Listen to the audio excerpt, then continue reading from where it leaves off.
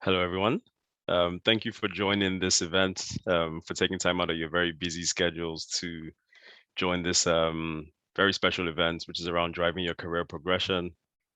My name is Ayo Olabimton. I'm the president of the African Professional Network of Ireland. And I'll just kick off by giving you guys an introduction into APNI, who we are, what we do, what we hope to achieve, and hope you guys can engage more with us and get involved in our community. So APNI stands for the African Professionals Network, and we're a nonprofit organization that aims to connect, empower, and foster collaboration between African professionals and really all professionals of diverse origins living and working in Ireland. We were founded in 2016, and we've been around for about 5 years now. This is just a highlight of some of the roadmap, some of the milestones we've achieved since we were founded in 2016. We've developed corporate partnerships in 2017 to 2018 with some key companies, and hopefully HubSpot. This is the beginning of a long-term partnership with HubSpot. In 2019, we hit a 1,500 APNI member milestone, which is amazing. And this is all people in Ireland, young professionals looking to develop themselves and push the community forward. In 2020, we met a target of over 5,000 followers across social media. Due to the pandemic, we started doing more digital events, and this is an example of one of the events that we've just kept going in terms of virtual events across Facebook Live, Instagram Live, and Zoom. And 2021, we have a new committee, which I'm the president of, and MJ is our events director. And our goal at APNI is really to provide all our members with tools they need to maximize their potential and value add, not just in their places of work, but also in their communities, and become a trusted partner for leading corporates in executing and delivering on their social impact and D&I strategies. And this is an example of how we do that. We want to really build up on the community to connect, empower, and collaborate. And we do that by organizing events and workshops, providing opportunities for APNI members to upskill and network and drive their professional development, and also collaborating with organizations in terms of driving ESG objectives, mainly the S in ESG, which is around society, making sure that we're connecting all the stakeholders with members of our communities.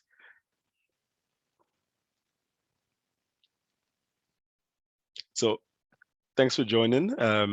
You see in the link there, there's in the chat, there should be a link to our website, our Instagram.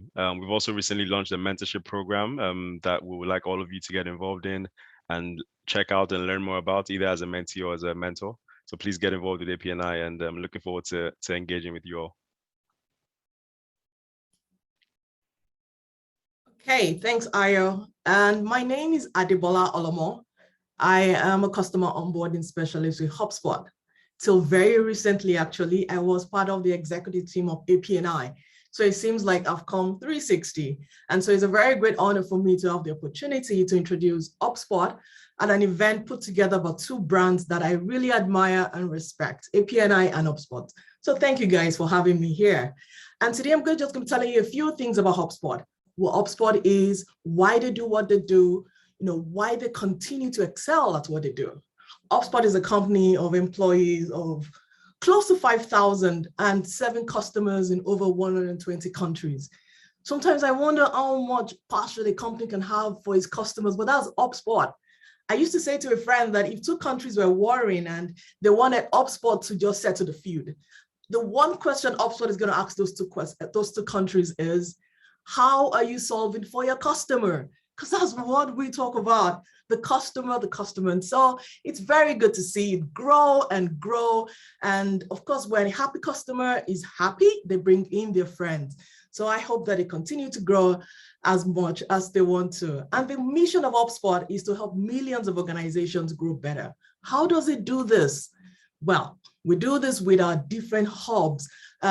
Created a CRM platform that allows customers have tools that they need to constantly help their customers grow better, either to increase leads, to accelerate sales, to do better with the customer service, whatever it is. It's like a wheel, it just keeps moving. So all the time, customers are able to either speak to their customers, attract stage, the engage stage, or the delight stage. There's always something for someone as long as the wheel continues to move.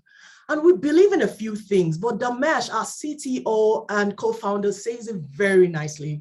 He says the best people want to be on the best teams, and the best teams are diverse teams. HubSpot is a place of diverse people. I remember very well as well, thinking that, hey, I have a diverse background. And then I spoke to a colleague of mine and she was like, where were you? I was like, oh, I have a degree in law. And she was like, oh, before this, I was a surgical assistant. I was like, what?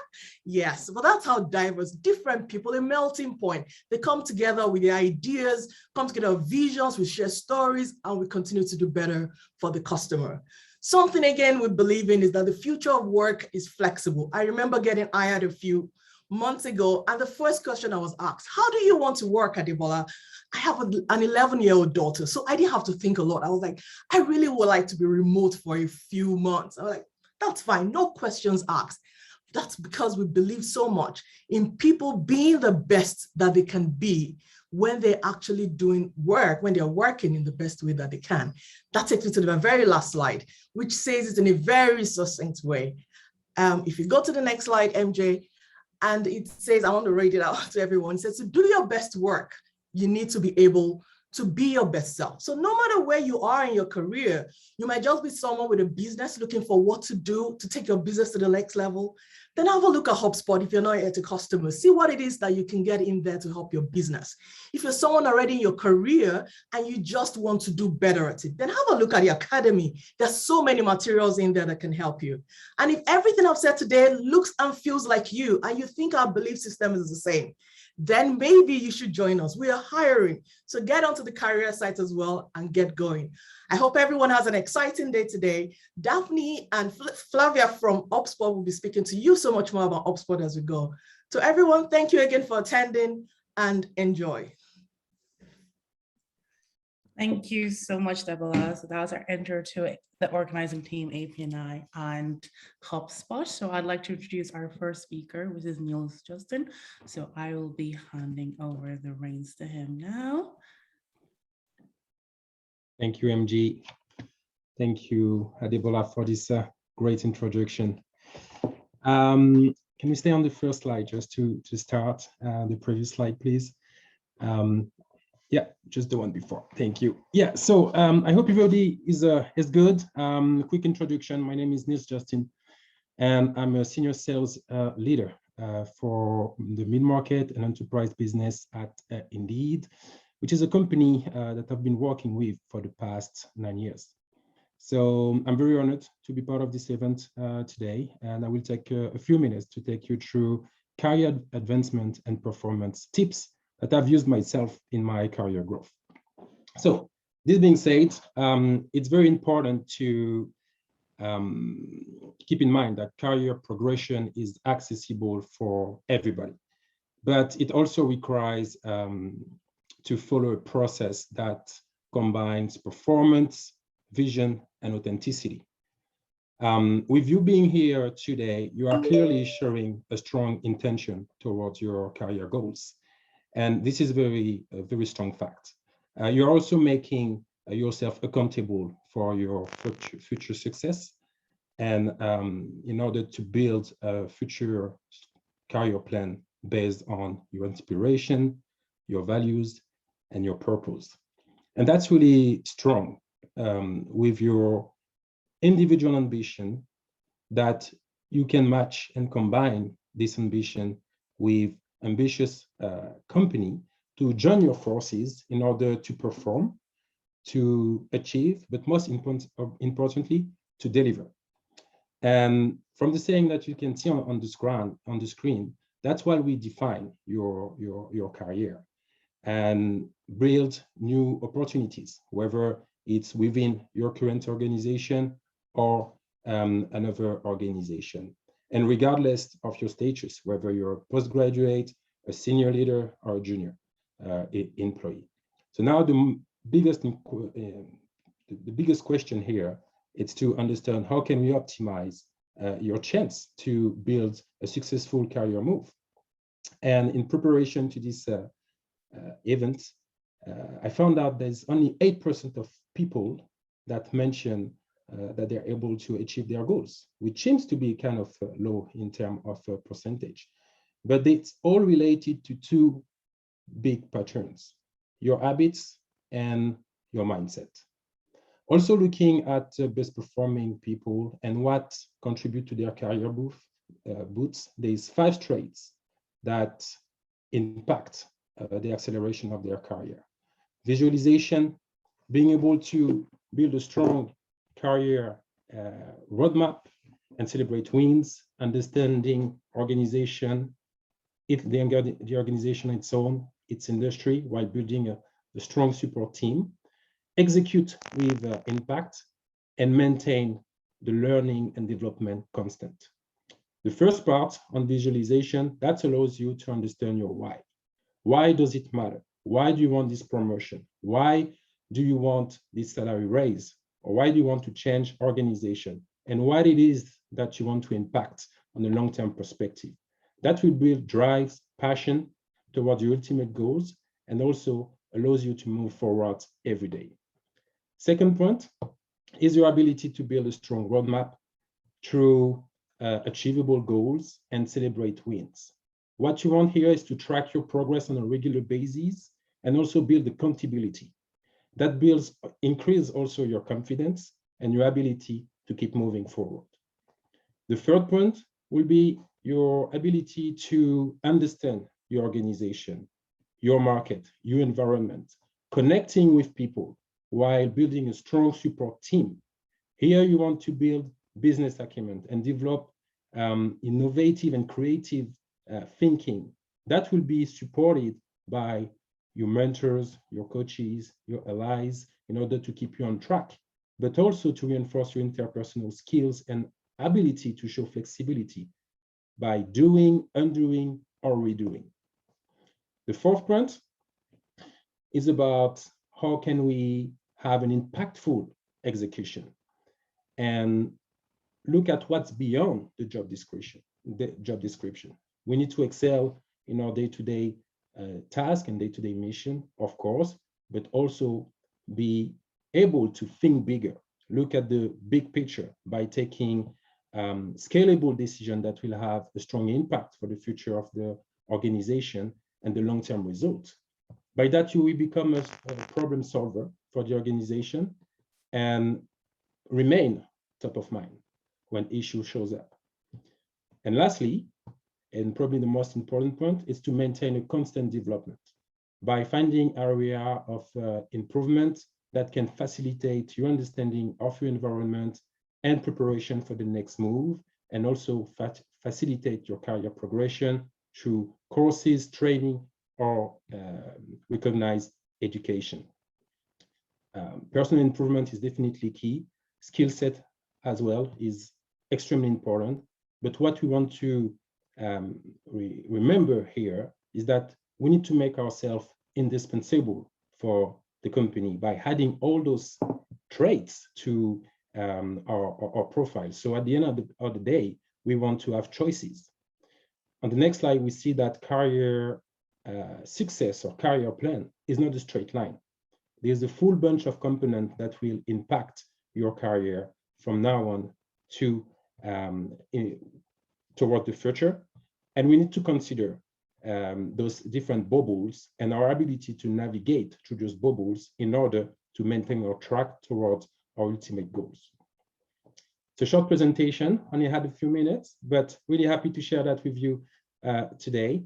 And if you would like to talk more about it, just feel free to reach out to me. Thank you very much for your time. Thank you so much, Nills. It was short, but it was definitely insightful. I would like to hand over to our next speaker for the evening, and that is Daphne Lopes. Daphne, you can take over. Yes, hi everyone. Thank you so much for having me. My name is Daphne. I'm the head of success for UKI, France, and strategic accounts for HubSpot. And today I'm here to talk to you about something that I'm really passionate about. If we can go to the next slide. It's a very specific type of awkward conversation, is asking for a promotion. If we go to the next slide, through the next few minutes, what we're going to go over is positioning yourself for a promotion and asking for a promotion in that order. But before we kick off, I wanted to take a moment to celebrate you. So if we can get to the next slide. As Neil said, if you're here in this call today, after a busy day of work, some of us juggling childcare, other responsibilities, you are already displaying growth mindset. And that is the baseline for growing your career, is having that mindset. So congratulations. And now let's get down to it. A common saying in HubSpot is, the best way to earn a promotion is to be the obvious candidate. And that is true, even if the role doesn't exist in your organization yet. But you might be asking yourself, what does it mean to be the obvious candidate? What I mean here is being the person that other people look up to and think, this person is already doing that job. They're displaying all the right behaviors, all the competencies required to succeed in this role. But then you ask yourself, how do you do that? How do you become the obvious candidate? So if we can go to the next slide. To use a cooking analogy, a lot of people come into promotion conversations thinking about ingredients. We think we have all of the qualifications and the skills to get that promotion, but that's our perspective. Oftentimes when we see a series of ingredients laid out on the counter, we don't fully know what somebody's going to cook or if they can cook it. So we need to move from ingredients to recipes. So if we can go to the next slide. Yeah, so we need to move our strategies from displaying ingredients to sharing recipes. Recipes are stories that demonstrate how your qualifications, your skills, and your experience can provide a unique formula to success in that role that you're looking for. Recipes show everyone how you can use your skills to meet. So you might be asking yourself, how do I craft that story? If we go to the next slide, I think there are 3 easy ways for you to do that. And you can start with value matching. It means connecting the dots between the role requirements and your skills and your experience. And you can do that in your head in a piece of paper. It will help you tell your story. And when you've done that, when you've matched your skills, your experiences to what the role requires, then you can find examples of where you're already doing it. And this way you can actually prove that your values already match the requirement of the role. And if you find gaps in that, if you find gaps on areas where you can't prove, that's a great way for you to find projects, to find experiences where you can flex those muscles and learn those skills. And then make sure that you're bringing these tales with you, these recipes, to conversations, to your one-on-ones with your managers, to your interviews.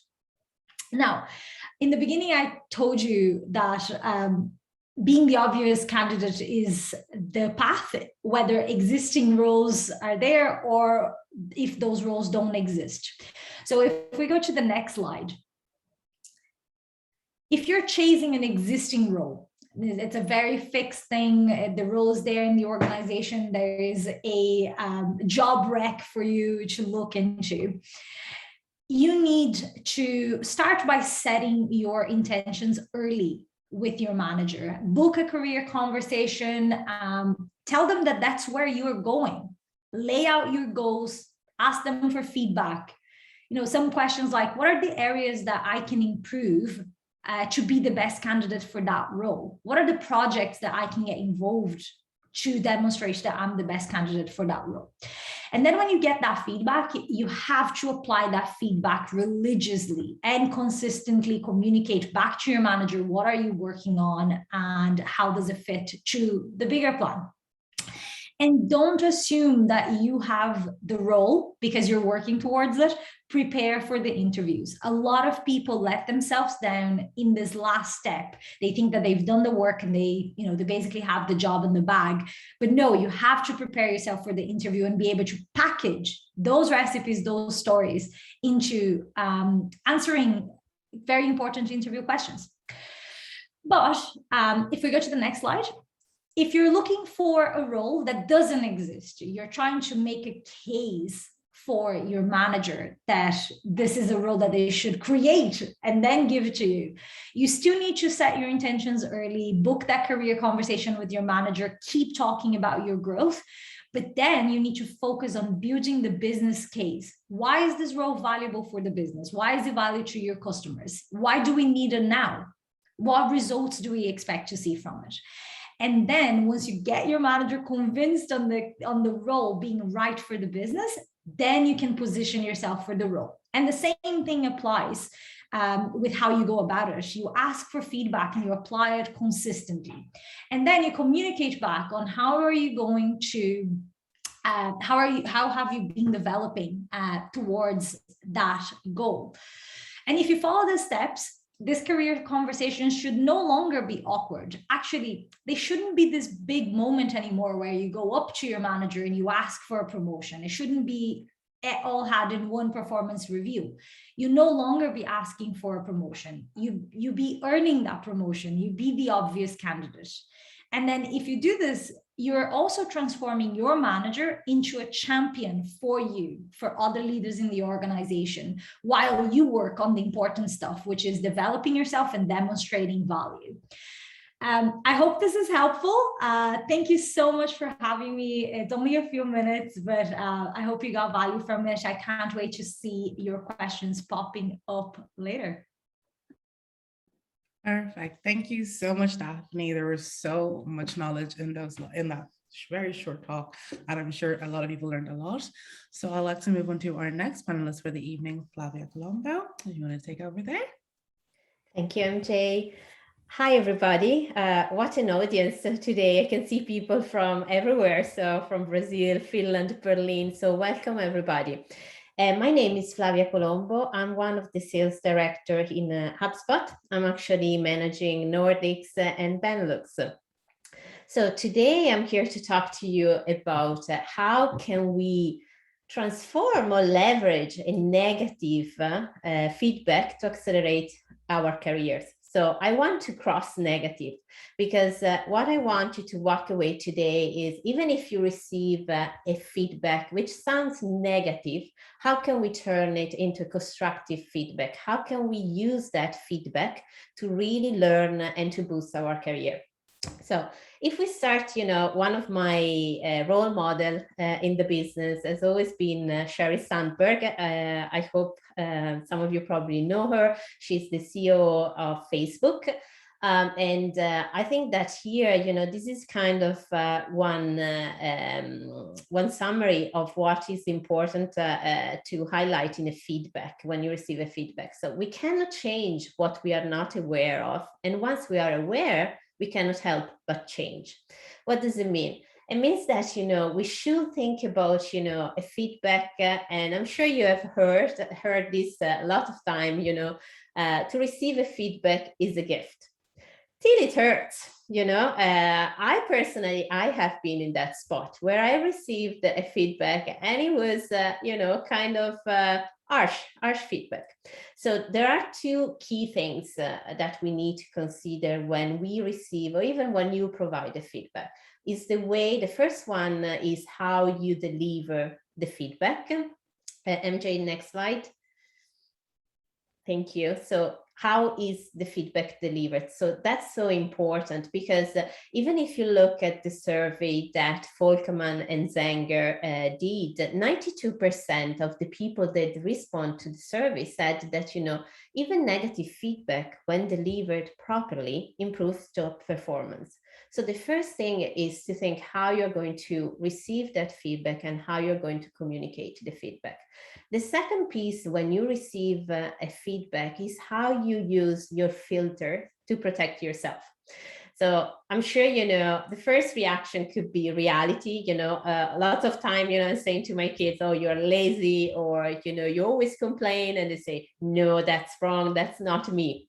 It's funny, but, that happens as well. We are human.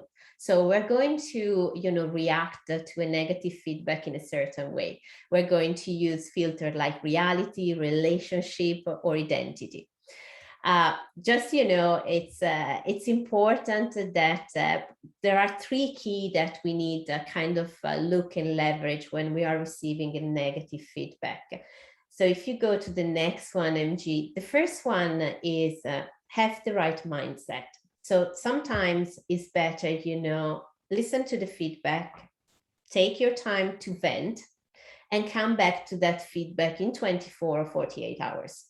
Because you need to separate the emotional piece out of your objective angle. Then you need to understand what are your defense mechanism. What is, that you are putting up there and you don't connect to that feedback. And then the third piece is important, how you respond and take an action to that feedback. I can give you an example that touched me. Last year I received a very harsh feedback from one of my direct reports, and they say, that I didn't care. And I said, my first reaction was, what he's talking about? This is not true. Of course I care. But then, I took the time, I get back to that feedback after 48 hours, and I questioned myself, do I have bias? Do I work with people in different way? And of course I do, as everybody, we're humans. So what I did, I spoke with people that could help me with that. And I put a different action. So I set my one-to-one in a very structured way. So everybody who has a one-to-one with me has the same experience. We touch the same topics. And that's, how I responded to that. So for me, it's really important that you think about transforming a negative feedback into an opportunity to grow. So if you receive that feedback, there is a perception from the other person. So work on that and try to understand, okay, how can I become better into that? And then you can take the chance to really identify some of the gaps that you might have and build a growth plan.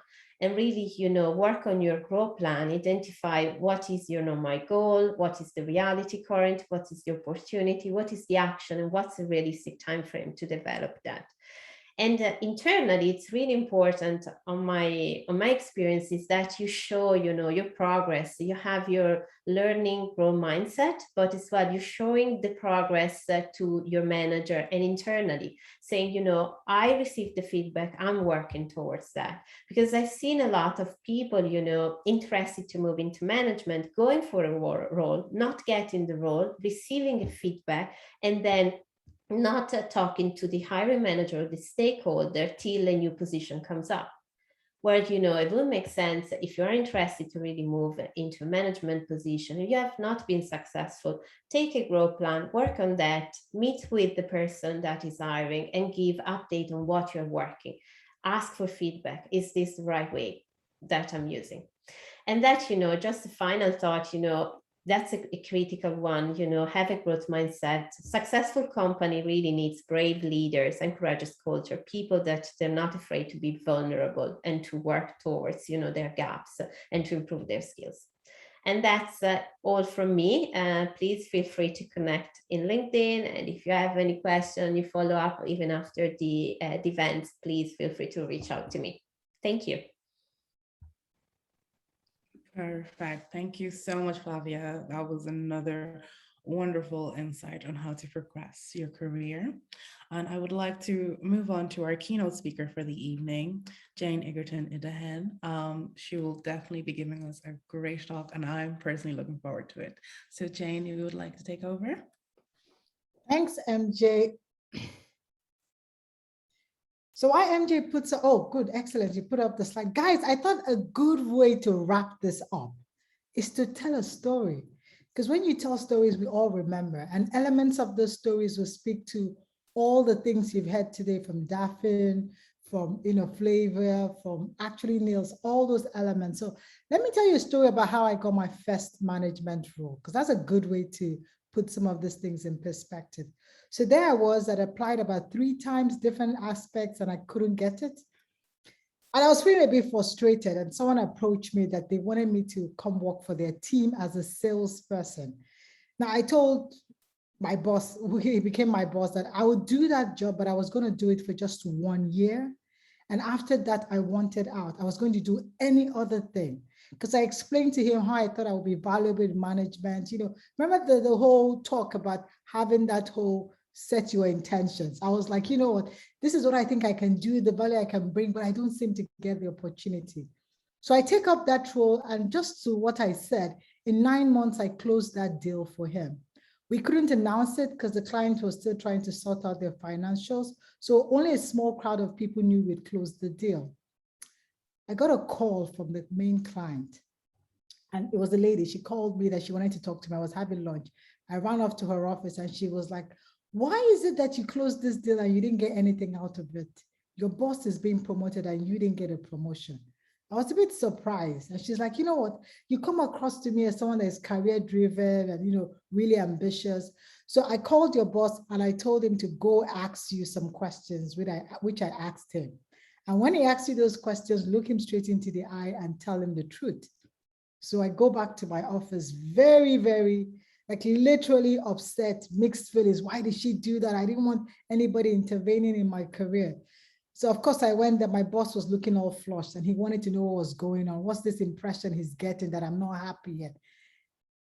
First reaction was to tell him the truth. Like, you know what? I don't know what this lady's doing. I don't know why she's talking to you. Why is this client interrupted? But somehow I got the courage and I told him, you know, a year ago, I told you these were my intentions. This was my goal. And I was willing to do this job for just a year. My intentions haven't changed. And, you know, the tables turned and he said, you know what? I'll consider it. If I do find an opportunity, I'll let you know. Weeks later, we were having a strategy session in South Africa and we all went there.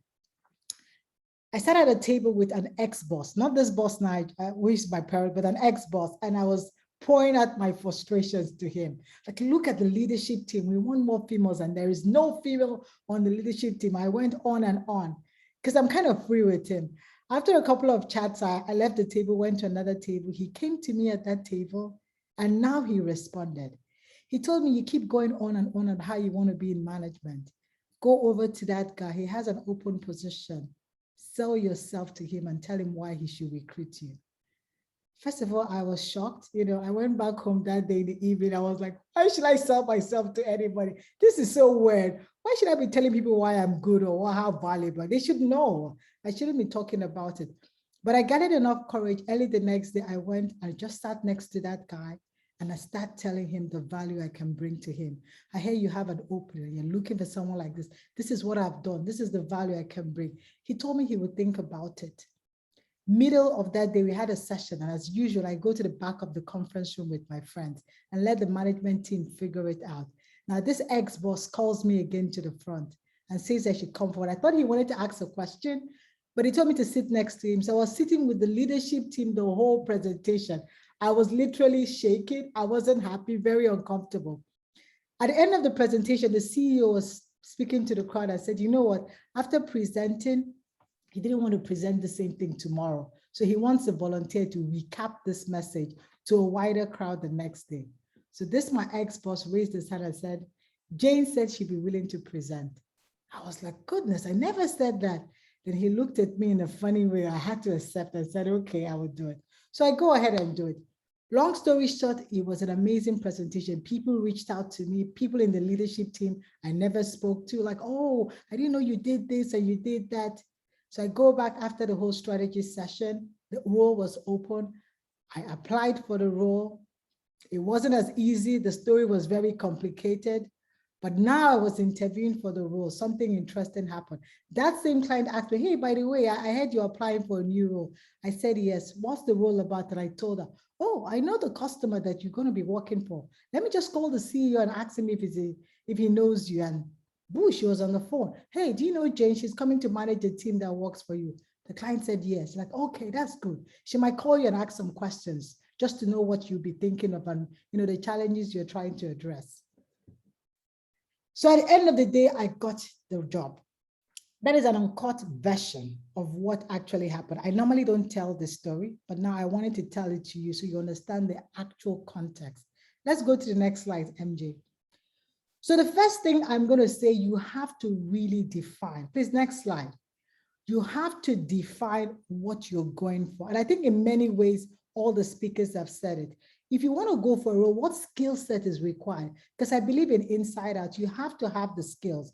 I'm not saying you have to have 100%, 50% go for it, but have a clear idea for that leadership journey. What are the elements they're looking for? What kind of skill sets? Do you have them? Do you have to acquire them? Do you need a mentor, a coach, training? Start that journey. Don't go empty-handed. Make sure you're clear about the value you're going to bring. Next slide, please. So remember about all the people that helped me. Next slide. Those are called stakeholders. When you're going for this management role, identify the stakeholders. And I think Daphne said it. It's going to be your line manager. It's going to be your line manager's peers. It's going to be people in leadership. It's going to be, all the elements, HR. You have to find a way. Remember that word she used about actually crafting your recipe. You know how when you meet someone at the coffee machine, hey, I heard you guys are doing this and doing this in leadership. By the way, these are some of the things I'm thinking of. I see myself this in the next 2 to 3 years. Craft your recipe, whatever you want to call it, your elevator pitch, but understand the value you bring and be open to let your intentions be known, especially to the stakeholders. You don't have to go to people and say, oh, I want to be a manager. You go to people and say, this is the value I bring, and I'm thinking of doing this. And I think you might have opportunities that you might see that arise. So just let me know if you do find one. Next slide, please. Then you have to build a support group because it's not going to be an easy journey. Like the whole story told you, it was a very convoluted one. And your support group could be your bosses, it could be your mentors, it could be your coaches, it could be your clients, but also it could be your sponsors. Now, your sponsors are not your mentors. Remember the client I talked to you about? That is a sponsor. It's people that use their power to give you access. That's what she did when she called my boss. She was opening a door I didn't even know because she's observed and seen that this girl is ambitious and driven and she really works hard. The same thing with the ex-boss I sat with on the table. That is what we call a sponsor. They don't have to, coach you or mentor you every day. There are people that see opportunities that are speaking up for you because they have bought into your vision. So remember what, I think it was Daphne that said it. You have to actually create that opportunity for them. The only way you can create it is your track record and making sure your intentions are known. The sponsors will find you. Next slide, please. Next slide. Oh, thank you. Now I put this here because it sounds weird, isn't it? Sell yourself, because that's how I felt when I was first told that. But the reality is that you have to be able to do that. You have to be comfortable talking about your track record, your success. If it's going to be difficult, keep a journal. I was actually asked to do that at some point. When you have a project that went well, the project went well, quantify the value and the results you brought. Be comfortable, mention it, especially in the right rooms, when you have leadership, when you have stakeholders, people that have access to opportunities. Drop in a good word or two about the work you're doing and the journey you're on, so they would know. That is how you sell yourself. So I'm not saying go around screaming, but find the right people and make sure you pitch your story. Start small. You'll be a bit uncomfortable, but as you do that, you start getting comfortable talking about your success story. So if you didn't hear anything about what anybody said today, please, what is important is that you do something. Just choose one item and do from what you've heard. The difference between you and those that will make it is those that actually act on whatever they've heard today. So thank you, guys. I think that's the end of the presentation. Over to you, MJ. Well done, well done, well done. Thank you so much, Jane. That was amazing. I know my brain is raging to get to a senior management position now after all of this amazing advice and tips. So we are, well, firstly, thank you to everyone who is logged on today. I know virtual events can be very tedious at times, but we really do appreciate from APNI and HubSpot for, giving us your time, especially after work. I'm sure everybody wants to eat and rest, but thank you so much for logging on. So we're gonna do some questions and answers. So if you have any questions, even if you're just still thinking about one, we have some time to do some questions and answers. So I'm seeing some come in, so that's great. So I'm just going to get started. So if you hear anything and have another question, don't be afraid to put it in. And we will have some minutes from networking as well if you want to just ask a specific panelist a specific question as well. So I'll just go right in. So we have a question here. Oh, a lot of you are asking if this has been recorded. It is being recorded and it will be posted on our site. So if there's anything you want to, rewatch, any notes that you missed, you will be able to listen back to it. So we have a question here. What sort of learning resources do you recommend? I don't think this is directed towards anyone specifically, but any panelists want to take this question? I'm happy to take it. Yes. I think learning resources depend on what are you trying to learn and how you learn, your learning ability and what you're most comfortable with. I know some people love reading books, other people read articles, other people listen to books. I think it really depends on what you prefer. And I think learning should be enjoyable, right? So like, don't try and put yourself through something that you really dislike. There's so much content out there. So find a medium that you're comfortable and that you're happy consuming. But in terms of management specific learning resources, I think the Harvard Business Review website is really amazing. They have an app on their phone. MIT's Loan is really good as well. Again, they do a good broad range of, from scientific papers all the way to like lightweight articles and 5 bullet points Fridays type of things. So I think that MIT's Loan is a really good one as well. Books, I think book recommendations are always welcome, depending on like what you're trying to learn. Find somebody that's really good at that and ask them how they learned it, and they usually will point you out to a podcast or a book. There's a podcast that I find is specifically good called School of Greatness. And that is one I'm pretty addicted to. So I'll definitely leave this recommendation here for you. Perfect. Yes, thank you. Yeah, any sort of references that our panelists will make, we will add onto our APNI website for you guys to look after. Thank you for that. So next question, how can you handle disregard from direct colleagues when they don't value your opinion and play stubborn and are not taking in your input, even when you have good argument for it? That's a big and heavy question. Jane, would you mind taking that one? Interesting one. I do love the question because it happens every day. And to everyone, don't think it's going to start happening to you as you climb up the ladder. It will always happen. People don't always have to accept your opinion. But what I've learned is your circle of influence or your circle of control. So you're going to determine what you have control over and things you don't have control over. And you're going to focus on things you have control over. You don't have control over people accepting your opinion. You can't force it down their throat. But you have control over other elements. So I would say if you're trying to make a case with someone or convince people and they don't buy into your argument, I think it's okay. You could try and see it from their perspective, change the narrative. Maybe they can hear you. If they still can't, I don't think you should worry too much about that. What's important is that you keep moving. You keep moving, you keep learning. You don't have to always be, able to convince or, win over every argument. That's what I would say to that. Perfect. Thank you so much. Yeah, definitely. I can definitely agree. It's really just overcoming those sort of obstacles that really do show how much you want this. So next question. How do you build a support group and any actionable tips? So I believe, Jane, that's also for you.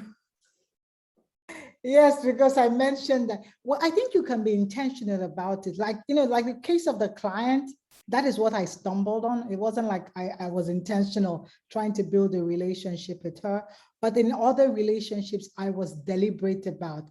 I mapped out my stakeholders, who will be at the table making the decision. There will be HR, there'll be my managers, and my managers, other peers, because to make those decisions, they all sit at the same table. And you look for ways you could bring value to them. So it could be working on a project which they are involved in. That's one way. And another way is to outright ask them, Like if you find them doing something interesting, you could mail them and say, hey, I saw you in the company bulletin, you did this project and I thought it was interesting. Are you open for a 15 minutes chat over coffee? I would like to hear more. And when you do that, you also share your intentions with them. Like, hey, I'm thinking of doing this. Your work inspires me. I would really like to check back in every quarter and have these conversations. I learned a lot from you. And that's how you start to build those relationships.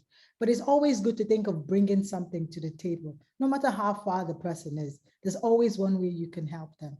It could be to send them an article you saw that was interesting, a TEDx talk that got your fancy, something that they have an interest in. And those are the ways you start to build the connections. Perfect. So I hope the asker of that question loves that answer, because I definitely do. So next question here. What skills does the senior management team expect in mid-experienced individual while recruiting in HubSpot? Flavia, would you like to take that one? Yeah, sure. Thank you, MJ. I think that for us, even when we will look to promote individual contributor into management, there are a few key competencies that we're looking for. The first one is about experiencing coaching and supporting your peers. This is something that you can do in your current role. You can help a new hire, you can help, people that, they're maybe struggling with the performance, so you can support them. We're looking, of course, in operational excellence or expertise. So of course, it's a key to understand how you drive your business or, how you're thinking about growing your business. Another big piece for us is about, diversity and inclusion. So how much, you are supporting even your manager in D&B activities or even to attract new talent into HubSpot. We're always looking for talent and people that they can bring different, background and aspect in our team. So this is another big piece. But usually what we do is we have people interested into management to go through a team leader program for 6 months, when they learn the basics of all the competencies required to become a manager, and they have as well the opportunity to practice and to be ready for a future opportunity in management. Perfect. So I hope that answers that question. If you have any follow-up questions, you still have some time to put it in the Q&A section. So my next question here is for Nills. Nills, would you have any examples of how you applied setting up the roadmap? Would you like to take over there? Yeah, sure. I believe roadmap really depends on, your career aspiration and as I say, during the presentation, what really matters to you in terms of next move. When this is being discussed with mentors, management, leaders, and you have this ability to create a clear vision on what it looks like, it definitely gets an alignment with some checkpoints, basically. If I take my own experience before being promoted to senior director role, basically I've got a really good advisor, which was the VP of Indeed back in the day, that did advise me on some really good initiative that I could have undertake within the business, whether it's leading a project, whether it's developing myself, going back to school, because they literally advised me to do an MBA in leadership, right? And that was like a 2 or 3 years process that was also very important to learn the leadership requirements and get a better business understanding. And I think what's really important is to understand what will help you to move to the next level and what skills do you need to have into your skill set to be in the best position to then access to the next level.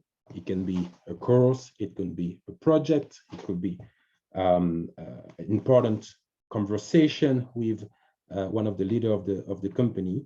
But the reality is that all of that cannot be done within one day.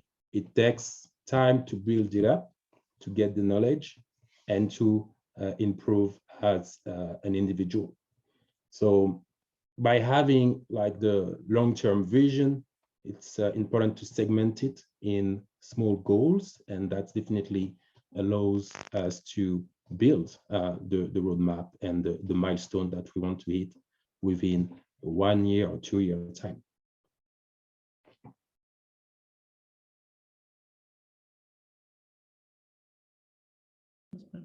Thank you, Nills. Sorry, guys, I had some technical difficulties there. Thank you for that, Nills. I hope that answers your question, Lizzie. So another question here for Daphne. So what is your routine to prepare for an interview? Do you rehearse in front of a mirror, for example? Any tips would be appreciated. Thanks. Yeah, I mean, I don't rehearse in front of the mirror, but I did work with a coach through my interviews, especially when I was coming into this new senior management role that I have now. I was doing some really tough rounds of interviews, 7 rounds with 2 presentations, so very grueling process. And I worked with an internal mentor. So I found a director in a different division of the business, but that really knew HubSpot and how we interview and the kinds of questions we ask. And I worked with her literally role-playing questions. Obviously, they were not exactly the same questions that would come up on my interviews, but they helped me think through my examples, my recipes. And yeah, role playing really helps as well, because you tell the story and then you realize, oh, I'm like telling all this kind of useless information and forgetting bits and not putting things in the right order. So by saying it a few times and like writing it down, you really figure out like what's the best way to position an example to demonstrate that I have a really good data decision making, or that I can enable and coach people. So yeah, I just worked with an internal mentor that role played interview questions with me ahead from my interview. So I really recommend that. I think that's really good. In the absence of somebody to do that, you can do that yourself, right? So if you can Google interview questions. A lot of interview questions tend to be similar. You can think about the role description and pick the key achievements that they expect, the key requirements, and wrap questions around that. And then build your own answers and record yourself, listen to yourself back again. I think Zoom is a great tool for that. Yeah, I think that's how I prepare. It's like really just crafting the stories and the examples, and then training how to deliver them. That's perfect. So I hope that answered your question there, Bertrand. So one more for you, Daphne, because I know you have to leave us soon. What would be the ideal time frame to reapply for a job that you were earlier rejected for, considering you don't receive feedback? Well, I'll address the end of this question first, right? So if you don't receive feedback when you don't get a role, ask for it. Go after, if you go to the recruiter and you say, can I get some feedback, and the recruiter doesn't get back to you, or doesn't give you anything meaningful, reach out to the person that interviewed you, maybe on LinkedIn, and say, look, I appreciate your time. I really want this role. Please share with me what are some of the areas that you think I should work on. A lot of people, like if somebody reached out to me with that question, and people have had before, people are very generous with their time and their feedback. They want to help. So I would say, like, first of all, like, try and get the feedback if you can. Again, in the absence of any feedback, I would say you need to really think about, first of all, from an organization perspective, will they let you apply again? Like, I know HubSpot, for example, has a few guardrails there to make sure that somebody, once they apply, they have enough time to work on bridging the gap between where they are and the role. But if this is an external and you want to apply again, I would say, yeah, go, like, if you think you meet the competencies, go for it again, and try and say in your application when you get to talk to a recruiter, you know, I really want this role. I didn't get it last time. I don't know exactly why I didn't get it, so I would really appreciate to know. But I think I'm ready. I'm ready for it. I'm the best candidate for X, Y, and Z reasons, and I would go for it again in the absence of feedback. If there is feedback, I'd say work on it before, but because there isn't, definitely go for it. Perfect. Thank you. Thank you so much for that. So I think those are all the specifically directed questions. So there's this one question here from Elodie. Hopefully I'm saying your name right. And I think we'll get an answer from all of our panelists, just a quick, answer on the question.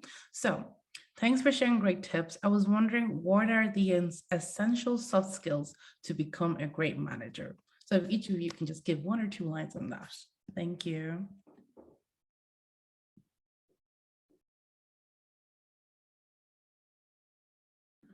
We'll start with you, Nills. I can start with me. I think, the key success is enable your people to show their best.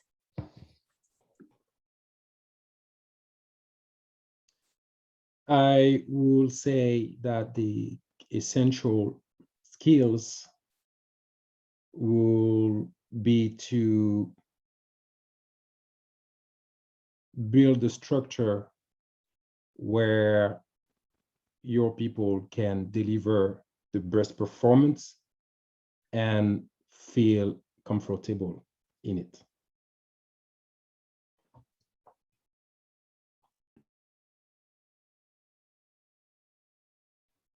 Okay, if I go next, there's quite a lot, but I would just, because there's a lot, you got to have some people skills, coaching skills, like they say, but the ability to set direction. Companies look for people that also have a big picture thinking, to be able to set a vision and sell the vision as well, because that's really important when you're leading people.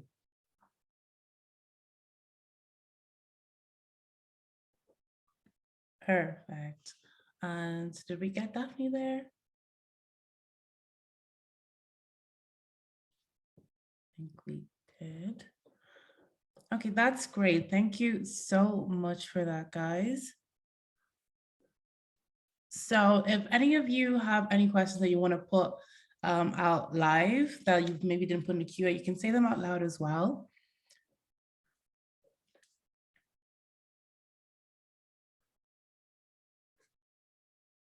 If everyone is happy, Ayo, I can hand it over to you to do our closing, and thanks. Cool. Thanks everyone for joining in. That was amazing. I'm actually I did see the slides in advance, but just the delivery and kind of hearing the storytelling that goes along with it has put everything in a different perspective, and I've taken notes here the whole time. So that was really amazing. I think, like the same as everyone on this call, you will probably start plotting our next promotion, even those of us that just recently got promoted, just from all the content on this. So this is really great. Thanks everyone for joining in. Please check out the APNI Instagram page, follow us on LinkedIn, log it, join us on our website, and please get involved in all our initiatives, including our mentorship program. We're the African Professionals Network of Ireland, but we do think we can add value to everyone. So please get involved. And yeah, looking forward to see you at our next event, and engaging with you over the next few years. The slides will be sent to all the attendees, and this has also been recorded, so we're going to share that with everyone. So thanks, guys, and have a great evening and a great weekend. It's almost the weekend too, so thanks, everyone. Have a great day. Thanks so much again to all our panelists as well.